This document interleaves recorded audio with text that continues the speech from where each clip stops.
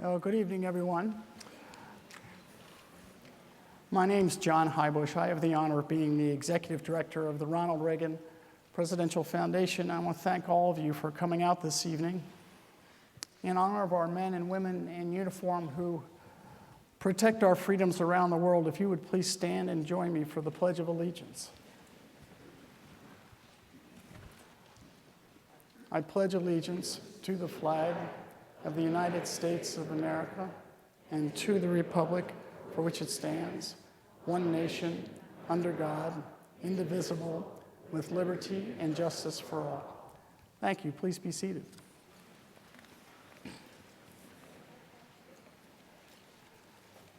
Well, it is a pleasure to share a moment this evening with an authentic radio personality.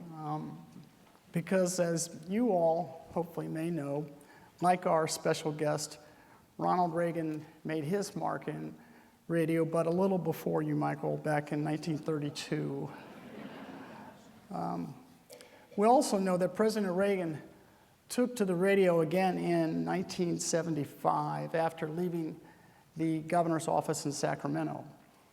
He first turned down a TV deal with CBS News in which they wanted to pit him against Eric Sevareid in a point-counterpoint type of a show. Instead, President Reagan opted for the intimacy of radio where he felt he could clearly express his ideas. He did that for the next 5 years, delivering over 1,000 radio addresses to a national audience. From there, he went on to become the President of the United States. I think this was a testament in part to the power of radio then and now, the medium that Michael has occupied so well for so many years.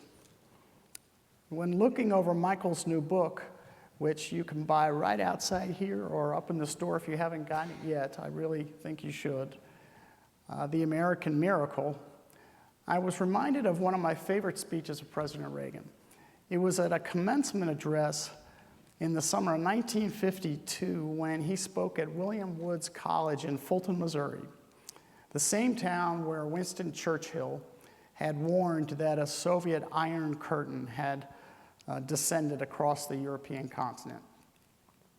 In the speech, President Reagan said he believed, quote, that God, in shedding his grace on this country, has always, in this divine scheme of things, kept an eye on our land and guided it as a promised land. So this Reagan thought became a theme. Indeed, it became a call for fire. President Reagan lit the match that started the fire that would eventually see the Iron Curtain go up in flames. This American exceptionalism was how Ronald Reagan viewed our nation, its place in the world and in history. He called it a rendezvous with destiny. When I read Michael's book about divine providence in the rise of the Republic, I was reminded that he believes, like Ronald Reagan, there's a reason for most things. In one scenario in his book, he asked the reader to consider the plight of a band of desperate religious refugees who find themselves blown hopelessly off course only to be deposited at the one spot on a wild continent best suited for their survival. This example and many others that Michael has written about mirror some of the essential beliefs of Ronald Reagan, that events have occurred in some way according to a master plan, guided and administered by a force of divine providence. Here's one other comparison. Our special guest and author, like Ronald Reagan, traveled the road from liberalism to conservatism. In his education while at Yale Law School, Michael's classmates were Bill and Hillary Clinton. After law school, I don't know if you heard Michael, he said they've been retired.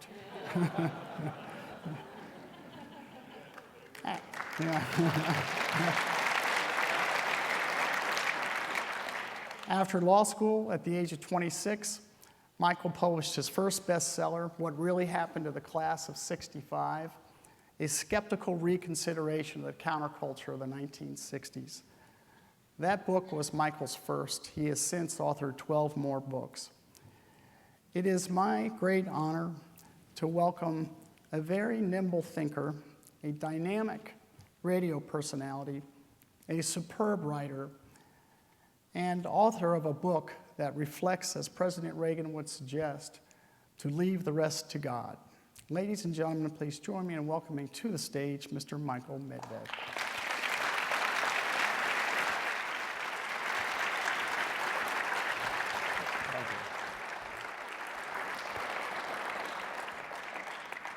Thank you so much, John. Thank you for the very warm words and the kind introduction. And it is an honor that I cannot exaggerate for me to be here kicking off this book at the Reagan Library. I just want everybody to understand it's a big moment for anybody. I mean, it's my 13th book, but still, every new venture like this is so exciting. This is the very first day that any human being has actually physically bought a copy of this book. And the very first review came out today. It's posted at our website at michaelmedved.com. It's a good review. I wouldn't post it if it weren't. And it's really a wonderful feeling to have all of that happen here. I broadcast from here live today, as some of you know. I know some of you were here live when I was broadcasting today. And it really struck me, and I almost lost it, because during the very first break, there was the first individual who came up and put the book in front of me, and I signed, and it was for Benjamin, and I remember that because I have a brother, Benjamin. I have a brother, Harry, also, who's right here with us tonight. But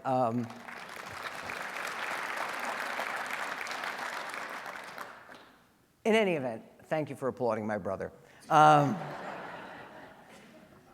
So it just hit me. This is wonderful. I'm at the Ronald Reagan Library, and I'm signing the very first copy of my book. I don't even have copies that I've given to my children or my wife.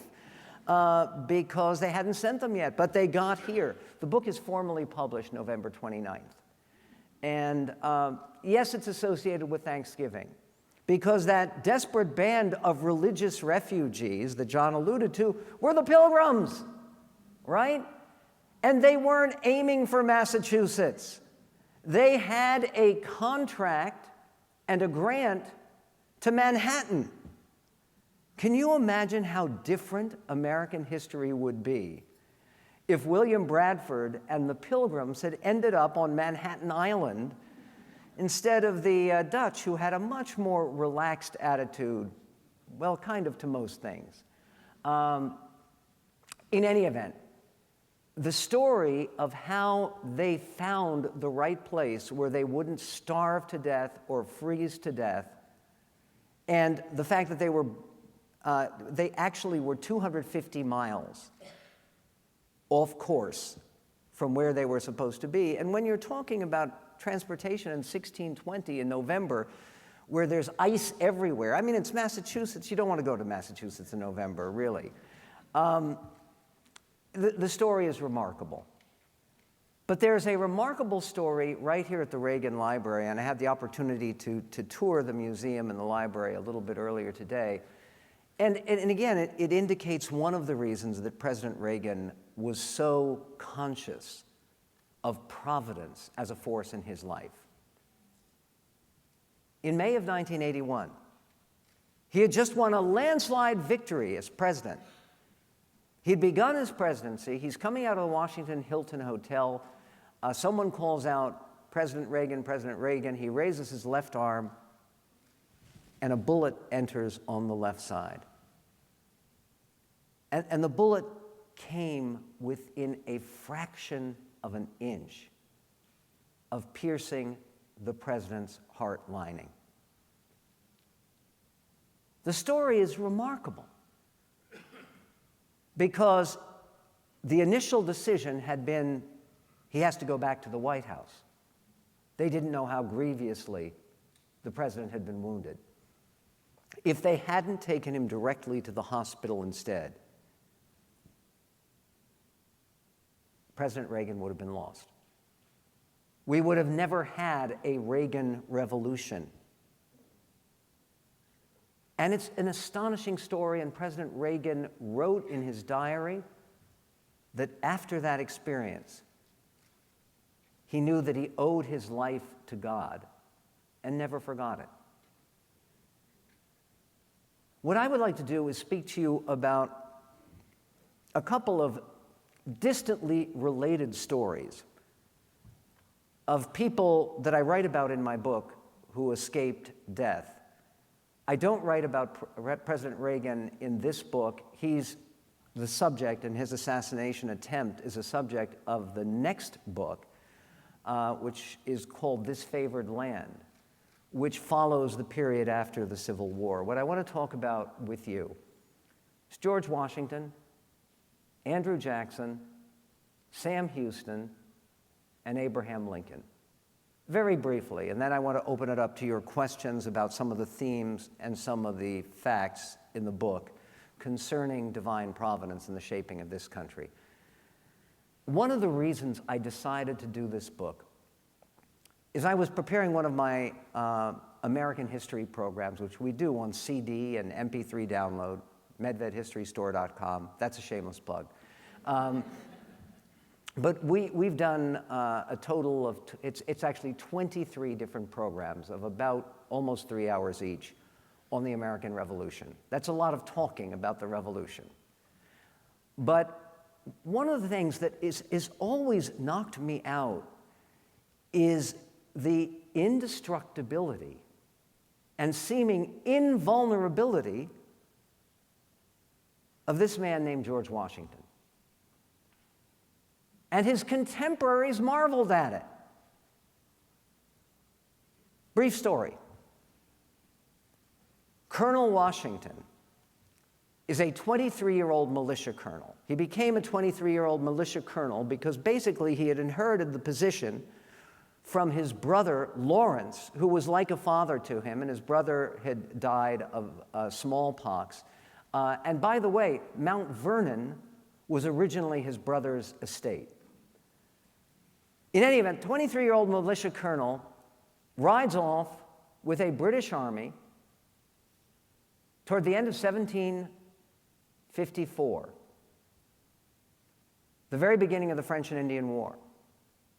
Some of you who are history buffs may have heard of Braddock's defeat. To this day, the history books of British Army stories will tell you it is the worst, the most ignominious defeat, second to one, we'll get to that one in a moment, in the entire history of British arms. Up to that time, the British Army had never suffered a comparable disaster. They rode right into an ambush of a few French troops and a great many Indians. They were called Indians at that time. I guess you could call them now Native Americans, though a bunch of them had come down from Canada to help their French allies. What happened is there were 70 American and English officers who rode into battle. 69 were wounded or killed. The majority of officers and non-commissioned officers died at the Battle of Monongahela. George Washington is a big target. He's 6'3" at a time when the average British fighting man is about 5'6". He stood out. He is riding on very big horses because those are the only kind of horses that can carry someone who is 6'3", and everyone described him as a magnificent specimen. He rides into battle. His first horse is shot out from under him. He gets on a second horse. His hat is shot off his head. 3 different bullets pierce his clothes. The clothes survived. He remains untouched. He comes back to talk about this defeat. He tries to rescue General Braddock, his commander, who was also grievously wounded and also dies. But when he came back, Samuel Davies, who was one of the leading Presbyterian clerics of the time, later became president of Princeton University. Samuel Davies, close to Washington's birthday, delivers a sermon in which he says, "I admire the martial fire of that magnificent youth, Colonel Washington, and I cannot but doubt, I cannot doubt, pardon me, that Providence has preserved him so that he will serve some singular purpose as leader of our people." He's 23 years old. Okay, it's astonishing. And by the way, this record continued during the Revolutionary War, and I tell the stories in the book. There is one close scrape after another. There's the story of Patrick Ferguson, who was the most famous marksman in the British Army. He had done displays for King George, and he designed what was called Ferguson's rifles, which are considered the most efficient rifles of the time. Patrick Ferguson, before the Battle of Brandywine outside Philadelphia, sees George Washington, and he is together in a tree with 3 other snipers, the best shots in the British Army. They take him in their sights. They ask then Captain Ferguson, "Should we shoot?" He says, "Do not shoot that noble figure." He said afterward, and he was interviewed about it, he later died in battle in the later stages of the American Revolution. He said afterward, "Didn't you know that that was General Washington?" And he says, "I would prefer not to have killed under those circumstances." And he claims, of course, he did not know it was Washington. Another episode, and it's extraordinary. Before the Battle of Monongahela, when Washington is 22, he's doing this epic journey to Pittsburgh, which is Fort Duquesne at the time, to basically tell the French to get out of town. That ended up provoking the war. He is coming back. His raft capsizes. He falls into this frozen river, the Monongahela River, and it's terrible and it's cold. And in any event, at one point, he and the one other person who was accompanying him pick up an Indian guide. The Indian guide says, "Here, you guys are lugging, I will carry your musket for you."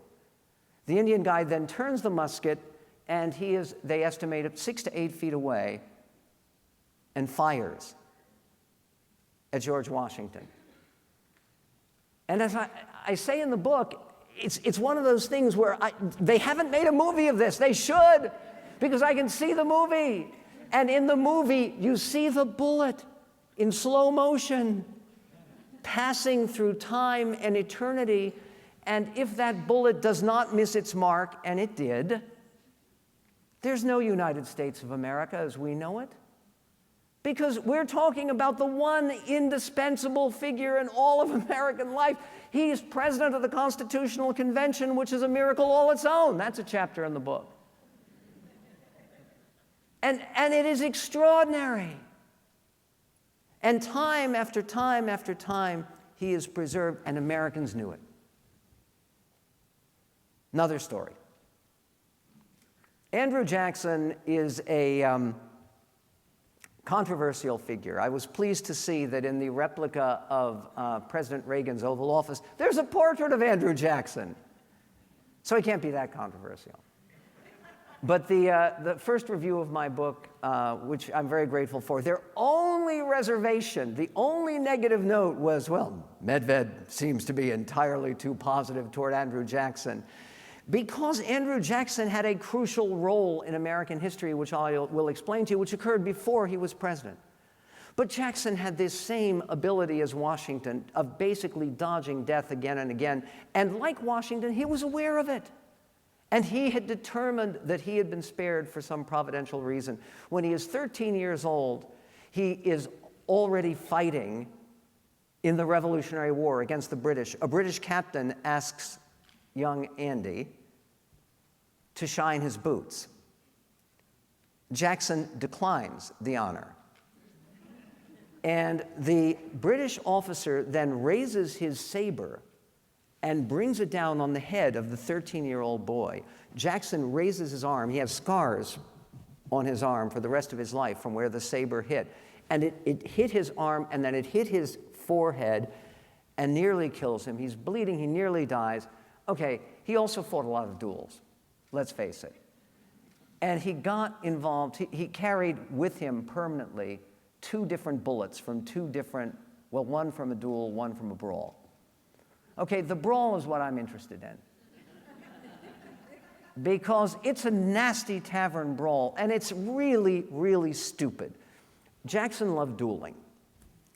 And he fought a duel against a guy named John Dickinson. They had a dispute over a horse race, and then John Dickinson said something unpleasant about Jackson's wife, Rachel.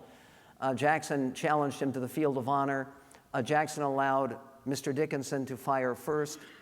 Mr. Dickinson placed the bullet directly above General Jackson's heart. At this time, by the way, Andrew Jackson is a senator, U.S. senator from Tennessee. He was a senator, he was a congressman, he was in charge of the Tennessee militia with the rank of general. He's a substantial guy. He staggers for a moment. You would too if you just took a bullet in the heart. Then he carefully aims his pistol and he kills the other guy. Okay, this was a very tough customer. He's involved in another duel with some subordinates of his and against 2 very good friends of his. There are 2 brothers, Thomas Hart Benton and Jesse Benton. They're all together in the frontier in Nashville, Tennessee, which is the frontier. It's wild. Sort of like Dodge City. I mean, if things are going on, they're wild. What happened is that Jesse Benton is fighting a duel with this other subordinate in the militia to General Jackson. And Jesse Benton got the worst of the duel, and he took a bullet in a very unpleasant place, his backside. And that's considered to be the ultimate humiliation. And the ultimate humiliation, because if they hit you there, it means you turned your back on your opponent, and you're not supposed to do that. You're supposed to do what Jackson did, which is stand there bleeding and then fire back. In any event, Jesse Benton is humiliated. Apparently, Jackson shares in the humiliation. Jackson wasn't involved in the duel. He was the second. He was the assistant to the person who shot Jesse Benton. But in any event, Jesse Benton then says that Jackson is a cad because Jackson allowed his partner to cheat and to fire first before he should, and Jackson is a blackguard. So Jackson is furious, and he says, I would horsewhip that man if I could. He rides into Nashville with a few friends to pick up his mail at the City Hotel. And outside the bar of the City Hotel, he sees this Jesse Benton with his brother Tom. Jackson dismounts, takes out a horsewhip and a cane, and then proceeds to approach Jesse Benton to knock the out of him. Okay, this is all really very important in American history. I'm telling you, this is a nasty little brawl, but it goes, okay, the brawl is horrible. People are shot. There's blood everywhere. Thomas Hart Benton, who later becomes the most influential U.S. senator and a great ally of Jackson, shoots General Jackson. He is being shot at from every direction. He absorbs a couple of bullets and one that everyone assumes is fatal. He is rushed back to the Hermitage, to his home. The surgeons gather around a bed. He has lost a great deal of blood. In fact, they had to move him from beds because he had soaked through with blood, not just the sheets, but the bed itself. And he's delirious, and the surgeons say to Mrs. Jackson, who is tearful and watching her husband expire, the surgeon says to Mrs. Jackson, we have to amputate his right arm, otherwise he will not survive. There is no possibility. And she says, are you certain? They said, we are as certain as death. And so they then take out their tools. They prepare to remove his right arm. Jackson, who had bright blue eyes like Bunsen burners, everybody talked about how piercing his blue eyes were, all of a sudden opens his eyes as they're getting ready to saw, and he says, "I'll keep the arm, thank you." They try to reason with them, and in his delirious state, with the eyes closed again, he threatens to kill anyone who makes an approach to his arm. So the doctors think better of it because it's Andrew Jackson who's talking. And a month later, he's lost 30 pounds. Jackson is about 6'1". He weighs at this point about 115 pounds. He is a stick. And he is called to lead the militia into history. They had to tie him to his horse, he was so weak. But he had kept his arm, and he rides into battle. And he wins one of the greatest military victories in all of American history in New Orleans on January 8th, 1815. Now, the Battle of New Orleans, it is not believable when you read about it. It is so clearly irrational. No individual looking at that battle today, and there are historians, very cold, calculating historians, inexplicable, inexplicable, inexplicable. Casualty figures. Total British casualties, as they were planning to seize the entire Mississippi Valley and make it permanently part of the British Empire. Total British casualties, 2,037. Total American dead, 7.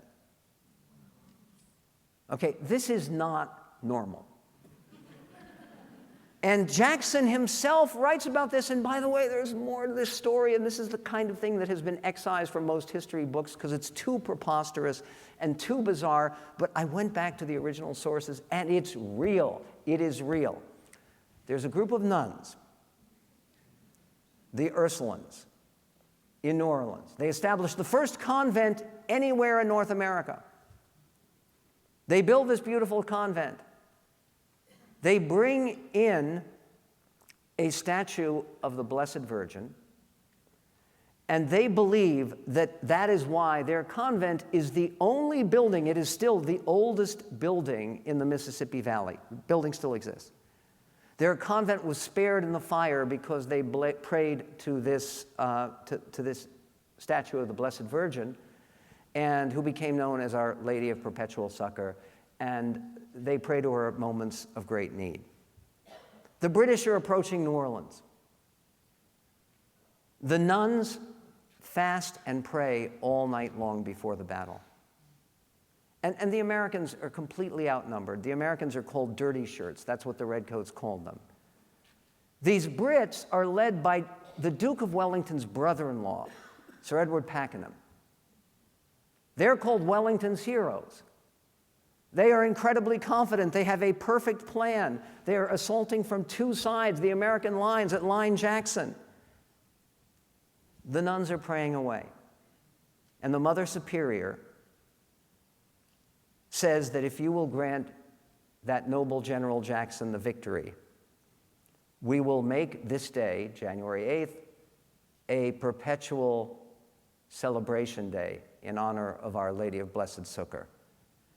In any event, the next day is Sunday. As they are celebrating Mass, the battle occurs. The battle took 18 minutes. And again, the British are totally shattered. This is the single worst defeat in the history of the British Army. And by the way, they discovered in the 200th anniversary of the battle, which was last year, right? There was original research that was done. What people hear about the Battle of New Orleans regularly is it didn't matter, because the battle happened after peace had been signed in Europe. News didn't travel at that time. They'd signed the Treaty of Ghent. John Quincy Adams negotiated it in Belgium with the British. So peace had already been made. Who cares about New Orleans? Well, Americans care deeply because it gave them a sense that this War of 1812 in which they're engaged had not been a complete waste and a complete disaster. It ended with this great American victory, but it's more than that. They found in the War Department classified information, and it's published now. You can see it. I cite it in my book. That the British intention was, whether there was peace or not, if they seized the Mississippi Valley, they were going to keep it. And what you are talking about is the Louisiana Territory, which is 15 states of the United States. Yeah, General Jackson surviving that brawl in Nashville made a huge, huge difference. And one more story. When General Jackson was dying, he never had a son of his own. But he had a number of people who were like sons to him. One of them, by the way, one of the things that people say against Jackson is that he was a racist, he was horrible. He adopted a Creek Indian boy whose mother had been killed in conflict. And he adopted the boy at age 3, and he raised him, and he died tragically when he was 16. But he didn't have a son of his own. Closest thing he ever had to a son was a young man named Sam Houston, who had lost his father when he was just a child, and Jackson became like his father. And Sam Houston fought with General Jackson at the Battle of Horseshoe Bend, where he was wounded, and he rushed at the very end of the general's life because Sam Houston, late in life, had become a father for the first time, and he wanted to take his son, Sam Houston Jr., to see General Jackson, who had been President Jackson, who was finally dying, and it's 1845, and Sam Houston is trying to bring him, and he just missed. But there is almost an apostolic succession. Okay, the story of Sam Houston, which is also a big focus of the book, is so remarkable and so cinematic. I swear you're going to read this in the American Miracle. You're going to think, Medved, you're making this stuff up. I'm not. It's all true. It's the most bizarre thing. Sam Houston is supposed to succeed Andrew Jackson as president. They're both from Tennessee. Sam Houston is elected governor of Tennessee when he's 33. He is widely talked about in press accounts of all the time, the next president, Governor Houston. Only one thing lacking. He didn't have a wife. And there weren't any Slovenian models to import, so he needed...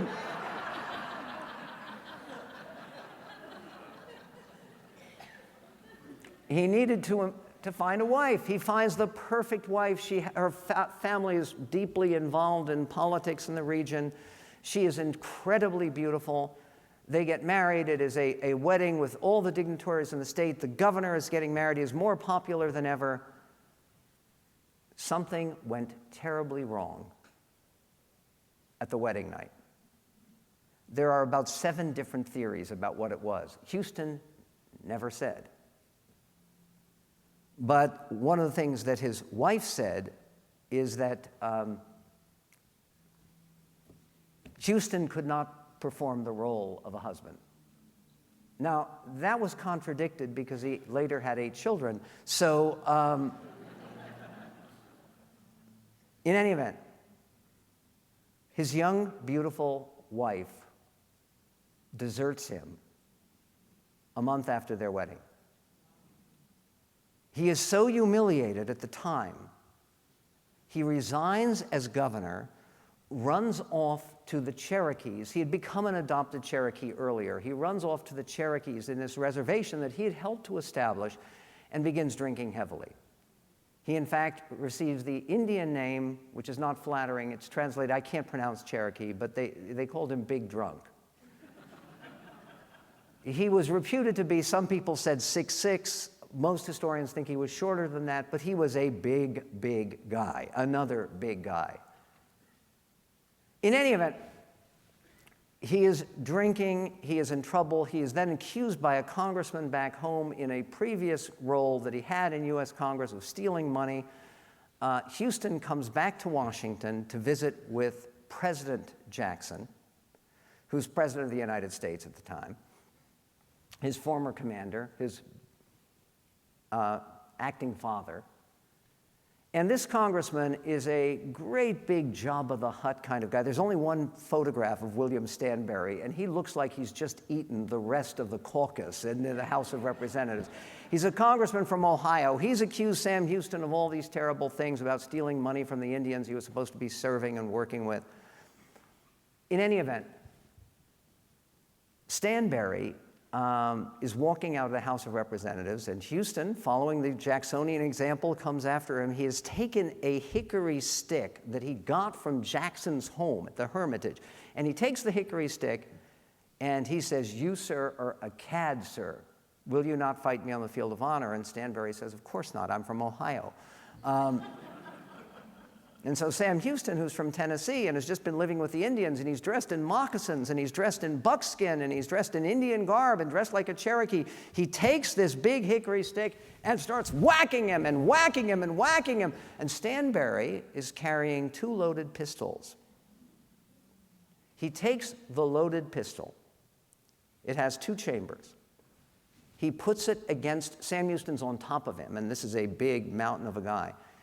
He takes the pistol and fires it directly into Sam Houston's heart.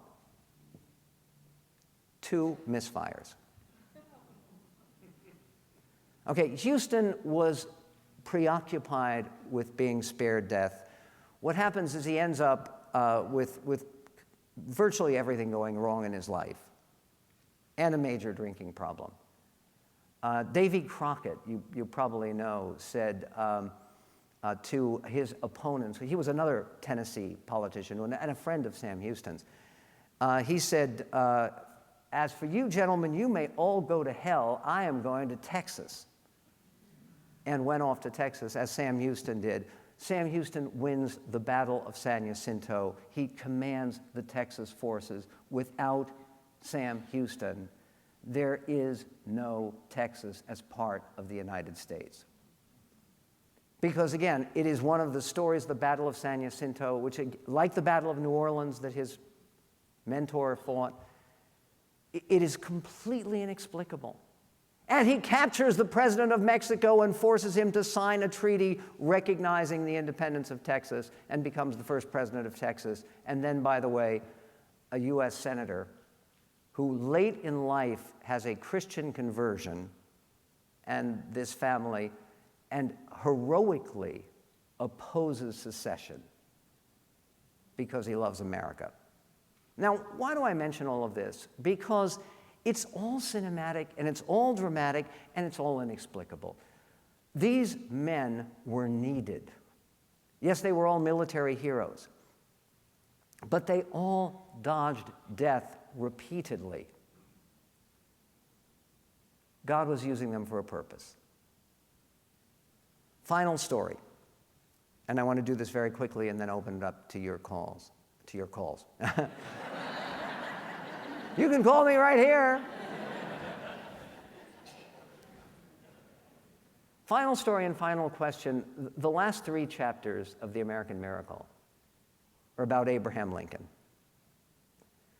Because some people say that the president-elect, who, by the way, had a very good day today, and I think is, I, as probably many of you know, I've been very, very skeptical about Mr. Trump, but I think he is in the process of transforming himself and transforming the situation and rising to the occasion in a magnificent way, announcing that he is meeting with Mitt Romney, that he is considering Nikki Haley, that he is reaching out for people who've been critical of him. This is, you will see, it is a characteristic of all of these people that we talk about playing a role, a crucial role in the building and saving of America, turning enemies into friends.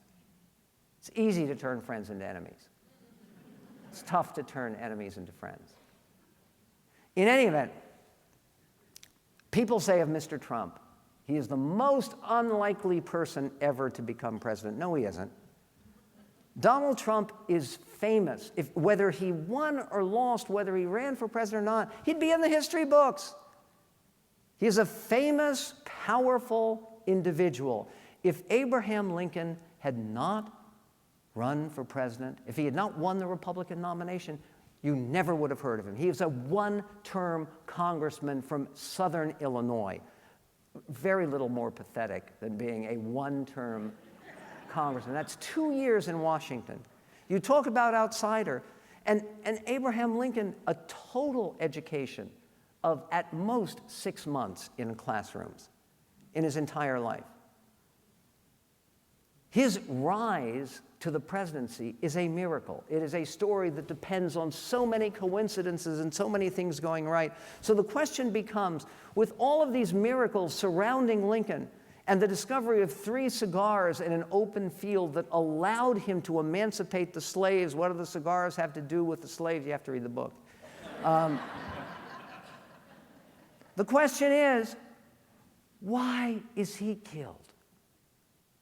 We're talking about God in his plans for America, sparing George Washington and sparing Andrew Jackson and sparing Sam Houston, sparing Ronald Reagan later. Why allow our most valuable American of any American at the moment when he is needed most to bind up the wounds? Why allow him to be killed on Good Friday of 1865? On Palm Sunday of 1865, the South surrenders. Appomattox was on Palm Sunday. That's when Lee surrendered to Grant. There are celebrations in Washington.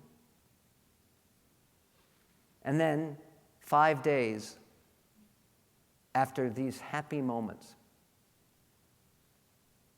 President Lincoln is killed. Why? How? The amazing aspect of this is that people at the time understood it and wrote about it. And obviously the fact that Lincoln, who had so many amazingly admirable human qualities, the question, as I argue in the book, is not why was he taken, it's how was he spared. There were at least a dozen prior assassination attempts, some of them very serious. He had a stovepipe hat that had a bullet shot through it when he was riding back on his horse, which was called Old Abe, to the soldiers' home in Washington where he stayed during the summer. There are these well-documented plots, one of them involving John Wilkes Booth, to kill or kidnap President Lincoln. Security was virtually non-existent. And the answer, it seems to me, is something that Lincoln understood. He had a task. He saw himself and repeatedly said in his speeches and his private letters he was an instrument of the divine will. His task was to save the Union. The Union was saved, and 5 days later, he was taken. And the fascinating aspect of his premonitions of his own death and him speaking about his own death before it happened are truly chilling and eerie and remarkable. So let me leave you with that. The Hebrew word in biblical Hebrew for an angel is malach. And a malach literally means a messenger. In Jewish tradition, and I think in biblical tradition, the view of angels is they have one task. You are sent on one mission, and then you leave. And in that sense, people who saw an angelic presence with Lincoln's rescue of this country may have had a deeper understanding of why he passed when he did. All of this goes to a basic choice that we have. We have a choice whether to celebrate our history and to feel gratitude or guilt. And it's going to be one or the other. We are such a lucky and fortunate, amazingly blessed people. If you do not accept the idea that we have been the tremendous beneficiaries of an incredibly generous deity. If one does not recognize that, if one does not see that, you are left to feel, well, how did America get to be the dominant power in the world from starting from nowhere? And you're left with either two choices. Either we are guilty, guilty, guilty, we are rapacious, we rape the landscape. Today I had a caller from Las Vegas, Amy from Las Vegas, who called and said, America's a rapist. I said, who do we rape? We rape the earth, okay? You believe that America is the most guilty country in the world, which, by the way, raises real questions. Why aren't countries that behave far worse than America, like Spain, why aren't they comparably successful if that's the path to success? Or it's just a pattern of happy accidents. Well, guess what? A pattern of happy accidents is still a pattern. And what my book argues is there is only one intelligent conclusion one can make when looking at the history of this great country, which is that there is intelligent design. We're not going to get into evolution tonight, but there is intelligent design of American history. We are where we are and what we are because of a divine planner. Let us remain worthy of those gifts. With that, let me open it up to your questions.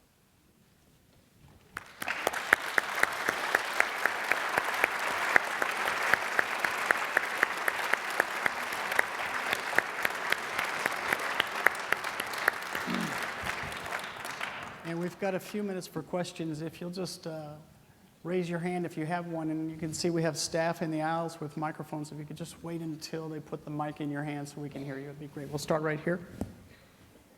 Oh. I assume you're referring to the Benton Brothers? Yes. When he moved to Illinois? Yes, the Benton Brothers, Jesse and Thomas Hart Benton.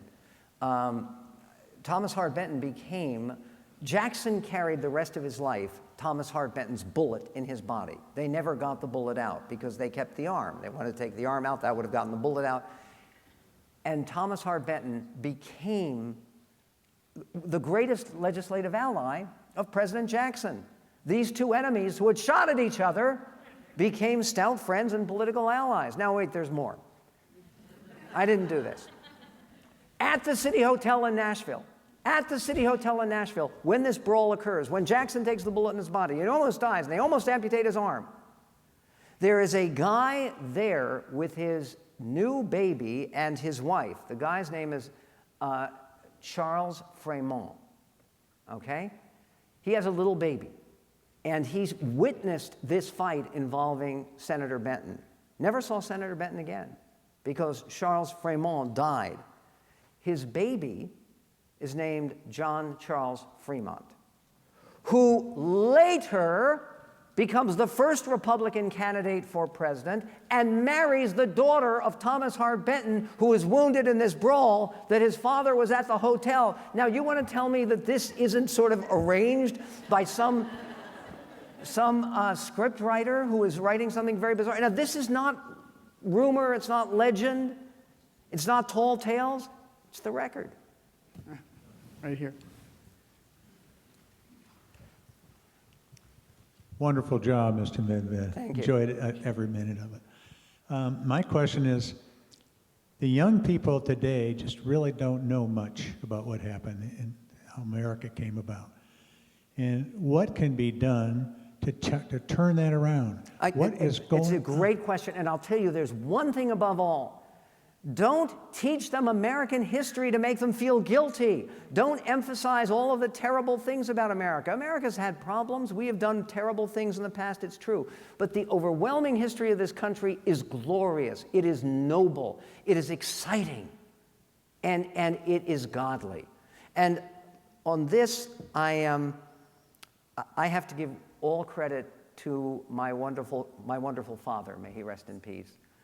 My father was the child of immigrants. He didn't even speak English, really, until he was 5 or 6. I mean, he grew up in a Yiddish-speaking home. South Philadelphia. My grandfather was a barrel maker. My father was the first member of his family born in the United States. He had 6 sisters. older sisters who died in Russia. My father is born in America, and he always said that was the greatest gift. That was the American miracle. That his mother, at age 48, was able to reunite with his father, and my father was able to be born. And my dad, we grew up in Philadelphia. My dad, when I was a little boy, started taking me to Independence Hall and Valley Forge.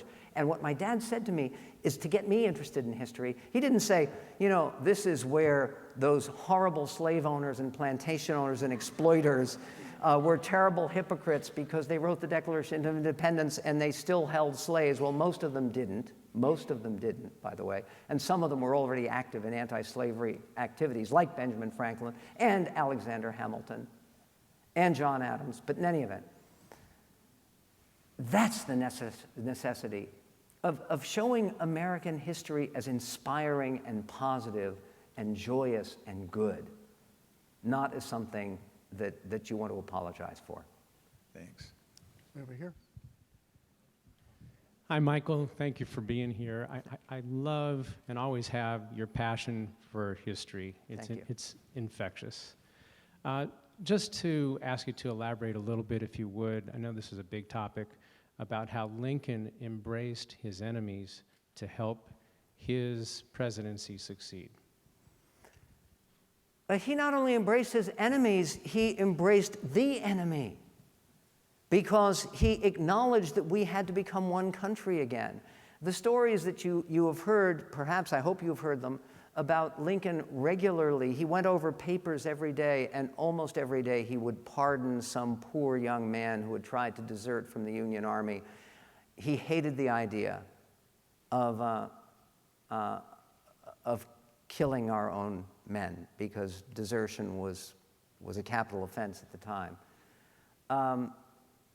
But the main thing that he did, and it's something that we're seeing right now with Donald Trump, and this is not, God forbid, to compare Donald Trump to Lincoln, but I think he's learning from Lincoln. I think he's learning from Lincoln, I do. Because what Lincoln did, when Lincoln won the presidency, and the story's in my book, when Lincoln won the presidency, he ran against some pretty tough political hombres, right? Remember when Mr. Trump said tough hombres and he got in trouble? Okay. William Henry Seward, tough hombre. Salmon Portland Chase, tough hombre. Don Simon Cameron, tough hombre. Edward Bates, tough hombre. So what do? You put him in your cabinet. That's exactly what Lincoln did. He takes his main opponent, who was heartbroken that Lincoln had beaten him at the Republican convention because of, again, inexplicable factors. You'll find it in the book.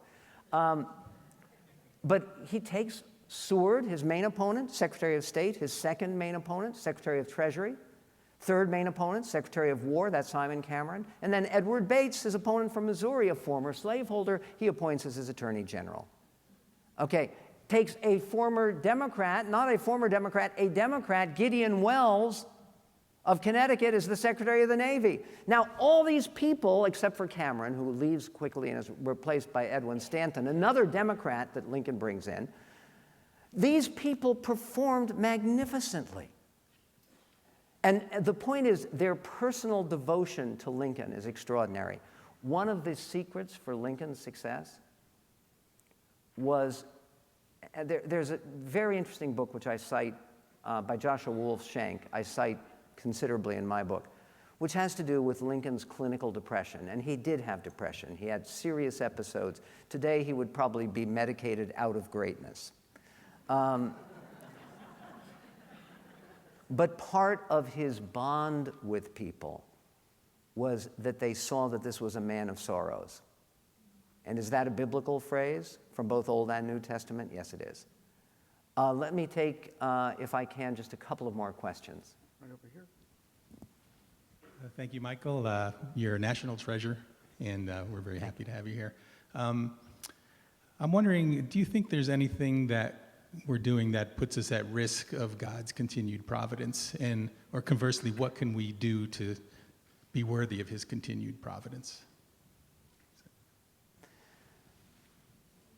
I'm almost tempted to pull an Obama on this and to say, that question is above my pay grade. And do you remember when President Obama said that? It was a question about with Rick Warren. Look, here's my assumption. I believe Benjamin Franklin, one of my favorite Franklin quotes, once said that beer is proof that God loves his children and wants them to be happy.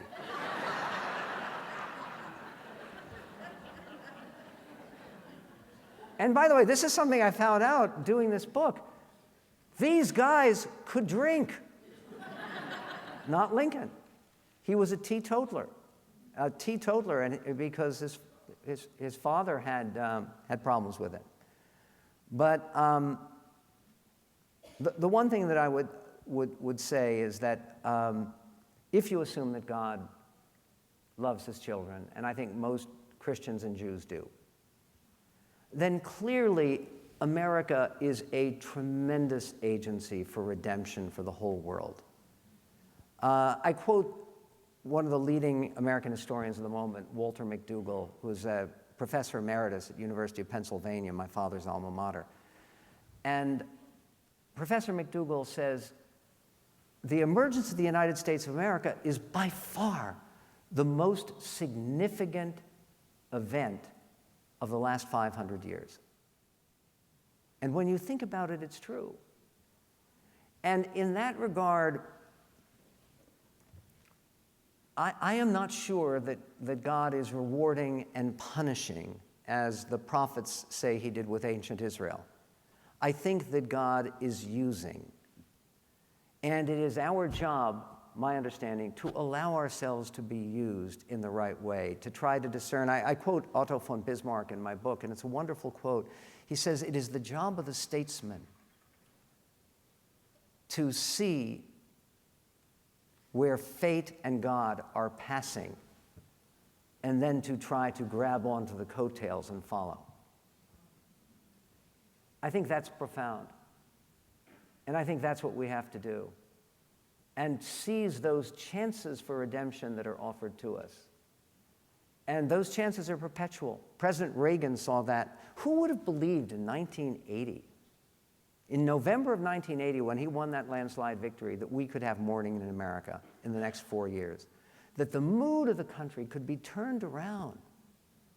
That the realities of our political system, of our economic system, of the world competition with communism, anyone who bets against America, in my previous book, The 10 Big Lies About America, big lie number 10 is the lie that says that America is in intractable, irredeemable moral decline. Nothing is impossible for Americans. Let me take 2 more questions. Okay, right over here. Hello, Michael. Okay, your book talks about God's providence in American history. Okay, can you think of any examples of God's providence in world history where America was greatly involved in, like maybe the 2 world wars, or like any events that like evolved the rest of the world, but America was a big player in? Yes, of course. And I would say that the 2 biggest events in which America was the big player were, in fact, World War II and the Cold War. Because without the United States of America, and again, I apply what I call the Bedford Falls test on this. Do people know what I'm referring to with Bedford Falls?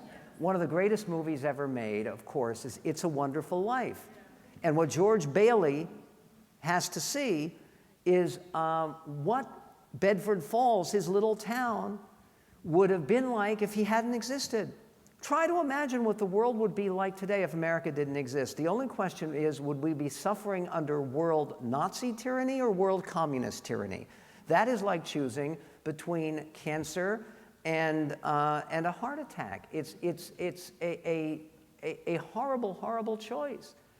And there is no possibility of defeating world communism, which claimed over 100 million victims in the 20th century before it was done. There is no possible chance that we are successful in that endeavor as humanity without the United States of America. One of the things, and again, this book covers 1588, first serious attempt at settling the New World, through Lincoln's death in 1865. The second volume, which I'm supposed to be writing now, but I'm talking to you. The second volume, which will be called This Favored Land, which was a phrase that Lincoln used repeatedly and Jackson used. This Favored Land covers 1865 through the present day. And one of the things, and it's again, it's completely inexplicable. The best book about the Battle of Midway. Did people here know about the Battle of Midway? Okay. Battle of Midway really is the most decisive battle of World War II. By the time of Normandy, which is also very important, also a great story, but by that time, basically the tide of war had turned. It is deeply questionable whether we're going to be able to defend Hawaii and California from the Japanese before Midway. In 3 minutes and 50 seconds, one squadron of planes sank 3 Japanese aircraft carriers and severely crippled a 4th. That was the Japanese fleet. In 3 minutes and 50 seconds, no one can explain it. And the men who came back, who were flying on this one mission, still looked at it with wonderment.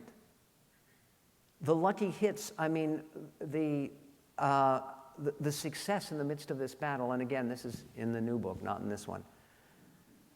So you talk about America's redemption.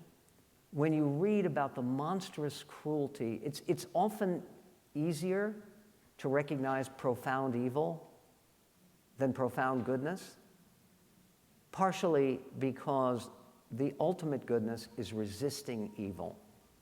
And that's what America did with communism and with Nazism and Japanese militarism. Last question. Going right over here. First of all, thank you so much for your kindness as you handled the disagreeable people on your radio program. There are many questions probably with us in terms of how is God using Trump and Pence, and could it very well be that he's using them to move the U.S. Embassy from Tel Aviv to Jerusalem? Possibly that, but I think possibly, let me conclude with this, and I was planning to actually go into more detail, but I won't, because I honestly am trying to come to terms with it, because it seems, just as Andrew Jackson is a very, very unlikely vessel, Mr. Trump is in many ways an unlikely vessel. However, there are a couple of things about his elevation, I want to mention 3 of them, that suggest what God may have in mind. Number 1, he ascends to the presidency with such low expectations from his critics and from that majority of Americans who'd never voted for him. Because remember, if you count the people who didn't vote at all, who didn't bother to vote, we're talking about over 75% of Americans never voted for Trump. And most of those people look at him and expect nothing. So that when he does something good and decent, it's wonderful, it's liberating, the sun is shining. You know, he appoints Reince Priebus, right? White House Chief of Staff. I said, this is a miracle. Reince Priebus is a decent guy. Now, is there something particularly outstanding about Reince Priebus? He's a good guy. But you see, I think that will help his presidency and help him have a successful presidency in a way that George Bush and Barack Obama and Bill Clinton did not. Okay? I think it's possible that he will. That's one factor. The other factor is that there is such revulsion at the moment for the politics of personality, for the politics of personal destruction, to you are the most corrupt person to ever run for office, and you are have the worst temperament and the most erratic to ever run for office, and you're horrible, and no, you're worse, and yan, yan, yan, yan, yan, your mother wears combat boots. I mean, it was pathetic to watch those debates. I'm thinking of Lincoln Douglas. I was reading through, at the time that the Republican debates were going on, I was still doing the book, and I was reading through transcripts of Lincoln and Douglas, and they're speaking to crowds of 30,000 people with no microphone. And by the way, you know, those were debates. Lincoln and Douglas, they're debating for the U.S. Senate in Illinois in 1858, and they're speaking to 30,000 people. You know what the ground rules were? First speaker speaks for 1 hour. Opening statement. Next speaker speaks for 90 minutes. And the final speaker speaks for the concluding 30 minutes. Okay, and what they said, because they took transcripts, it's brilliant. It's really substantive. It's amazing. We didn't have that. So you're laughing. Yeah, if somebody disagrees, these debates were Ciceronian. This was, no. Okay, so what's the advantage here? The advantage is that people, I think, are so tired of it, that these moves that Mr. Trump is making right now, to forget the terrible things that Romney has said about him and that he said about Romney. Remember, Romney's a loser, and he's a choker, and he isn't really a millionaire. And fine, now they're meeting. They're going to play golf tomorrow. No, pardon me, Saturday. They're getting together. Neither of them have to observe Shabbat, so that's fine. In any event, there is such revulsion to the personal nature of politics. I think if Mr. Trump can at all emphasize substance, positivity, common ground, what an opportunity. It's like bouncing off a trampoline. We're sort of way down, we've sunk down, so you can bounce up really high. And there's something finally here, which is, was this election really about ideology? I don't think it was. Nobody really knew what either Secretary Clinton or Mr. Trump was going to do as president. That leaves a great open area for consensus and for building American consensus, and particularly because we've had 8 years of, quote, hope and change. We've had 8 years of America to be moved to the left. Okay, the hope and change brigades, they may be very, very depressed right now because Mr. Trump won, but you know what? You had your 8 years. Now the other side has a chance, and probably we're going to go boom, boing, boink, and back to the center, which is where America usually is. And the ability of Mr. Trump to seize this opportunity to achieve consensus, compromise, some sense of shared Americanness, and you're right to mention Mike Pence because he's going to be a very big part of this. I think that ability is real. Now you could say, Donald Trump is going to achieve compromise and consensus and conciliation and reconciliation? You know what? Stranger things have happened in American life. You can read all about it in The American Miracle. Thank you very much for your attention and for coming to the Reagan Library. Thank you, Michael.